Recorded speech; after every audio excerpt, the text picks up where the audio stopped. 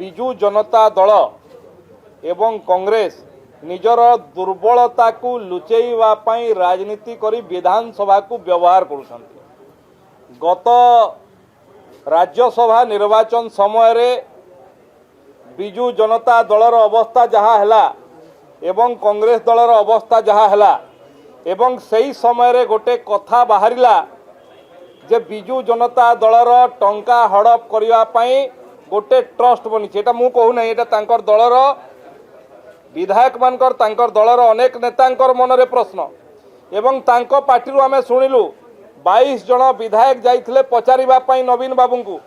नवीन बाबू ताकू मना कले एवं परवर्ती समय रे जेतेबेले राज्यसभा निर्वाचन सरिला निजे तांकर दलर सभापति ताकू कहले हाँ ट्रस्ट बनीची मो जानतरे बनीची। याकू नहीं तांकर दलर विधायक मानक भितरे गोटे संशय अछि।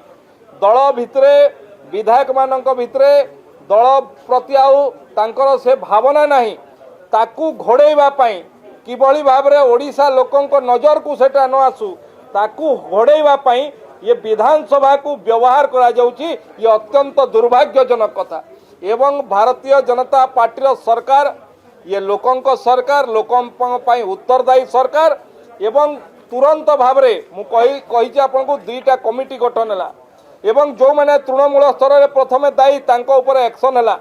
गत काली मध्य सुपरिटेंडेंट को बदली करा जायछि, अन्यत्र करा जायछि, डीन को बदली करा जायछि एवं ता विषय रे कमिटी गठन होइछि एवं गोटे टाइम फ्रेम भितरे गोटे निर्धारित समय भितरे रिपोर्ट आसिले आउ भी दरकार पड़ले कार्यानुष्ठान निया जिवो एवं एभली घटना आकु किभली भाबरे न घटू सेथिपाई मध्य सरकार तत्परता सहित कार्य करुछन्ति।